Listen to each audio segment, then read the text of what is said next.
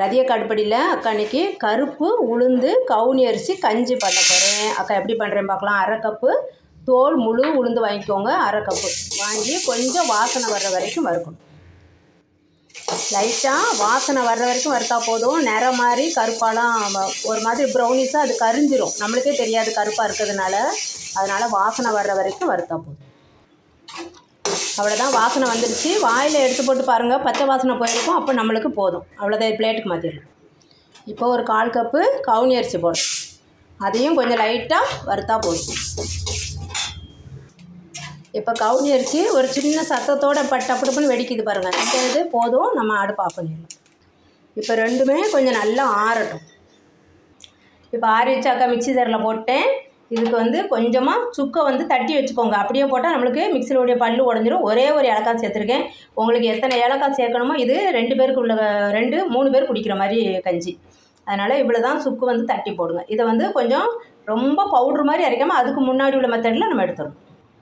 ரொம்ப பவுட்ரு மாதிரி இல்லாமல் பார்த்திங்களா, இப்படி உடச்ச மாதிரியே இருக்கட்டும், கொஞ்சம் குறப்பாக. அவ்வளோதான், அரைச்சாச்சு. இப்போ ஒரு பாத்திரத்தில் நம்ம அந்த அரைச்ச பவுடரை கொட்டிக்கலாம்.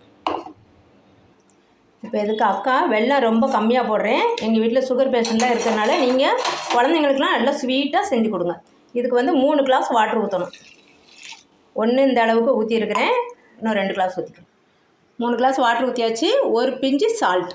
இந்த ஸ்வீட்டுக்கு இந்த கஞ்சிக்கு சால்ட்டு போட்டால் நம்மளுக்கு நல்லா டேஸ்ட் நல்லாயிருக்கும். நல்லா கலந்துட்டு அடுப்பை பற்ற வச்சிடலாம். நல்லா கொதி வரட்டும். சுக்கு வாசனை பிடிக்காதவங்க நீங்கள் வெறும் ஏலக்காய் மட்டும் போட்டுக்கணும். கொதிக்க விட்டாலே உங்களுக்கு கஞ்சி ரெடி ஆயிரும். கொஞ்சம் தான். நம்ம அரிசி உளுந்தும் வறுத்துறதுனால ரொம்ப வேகணும்னு அவசியம் இல்லை. ரொம்ப கொதிக்க விடணும்னு சொல்லி சீக்கிரமாக வெந்துடும். கொஞ்சம் ஒரு கை அளவு தேங்காய் பூ போட்டிருக்கேன் அக்கா. அவ்வளோதான், கஞ்சி ரெடி. அடுப்பை ஆஃப் பண்ணிடலாம்.